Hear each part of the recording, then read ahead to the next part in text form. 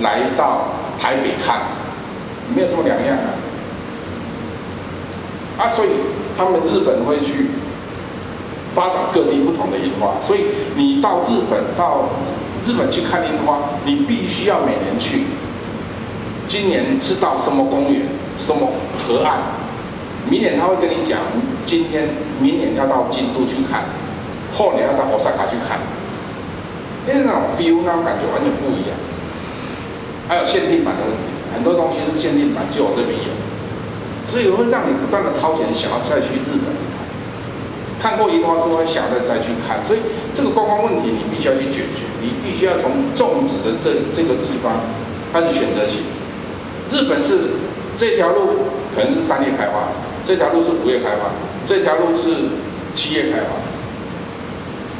然后这条路是9月变色，这条路是11月变色，变色叶的问题。那这样的话，你会构成我们很多的点线面的观光。就像台中市在做那一些大型建设，假设你只有这一点，你永远没有办法连成一个面。靠什么连？靠树，靠林荫大道，靠赏花型的车道来连成一线。到时候你不会集中在某一个地方都是人，而是整条都是人。所以我们现在的阿里山樱花是集中在阿里山243棵，所以所有的人全部通通挤到那边去。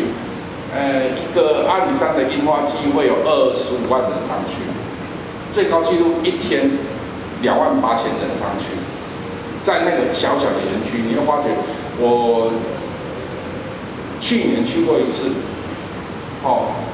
那你开始拿着雨伞，你在那个山林小道走的时候，雨伞是没有办法支撑的，要闪，为什么？通通是大陆客，从走过来。那如果说我们能够发展出阿里山公路70几公里全部是赏樱大道，而且它赏樱的时间点是不一样，而且不是只有最上面，连下面我们有很多的茶园有很多的采茶区，我们会开始开辟很多的公园，然后它的赏花时间点是不一样。你会把人是铺到这整条线上，慢慢串成一个面，这样我们的观光才有救。那再来是属于地下铺的施工问题因为常常我们在种树的时候，我们种好的树下面就做个排水沟，做个什么东西，树就这样伤掉了。再来包山不胜，就刚刚那个修到树皮，再来栖地的问题。那这是目前我们树木养殖的问题。还有10分钟，4点。现在4点4点。还有3点58。58。我来找一个档案给大家看就是我们4月份所做的一个。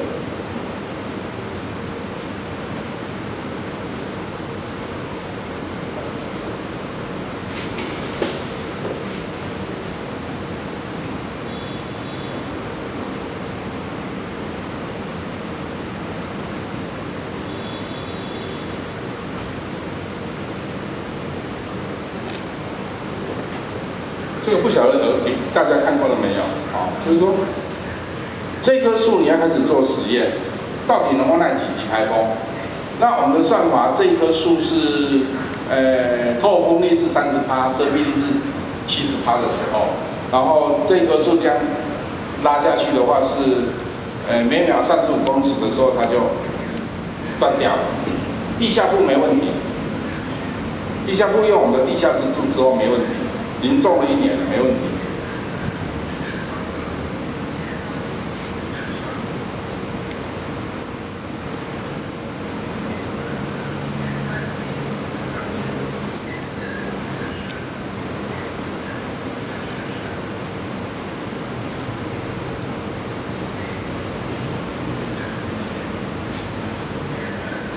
还是用掐花用上面牵引。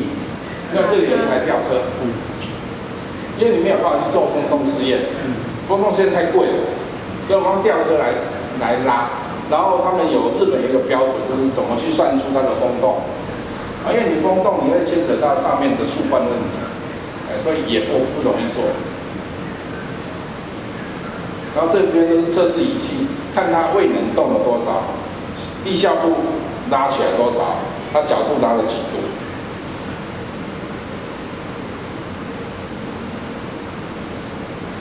好，现在每秒35公尺的时候，这里已经断掉了。那未来应该要开始去多拉这种树，多去测试，因为这是用香囊。对，那2天的时间我们花了20几万，日本来了3个树医生，建筑师诊断学会来了3个树医生。那这样的话，你会慢慢的，我们的安全度才会提高。你的地下部、你的自身都没有问题，结果一样照样折断，还是等于零啊。对，所以未来这个道路的安全度这个部分是一个很大的课题。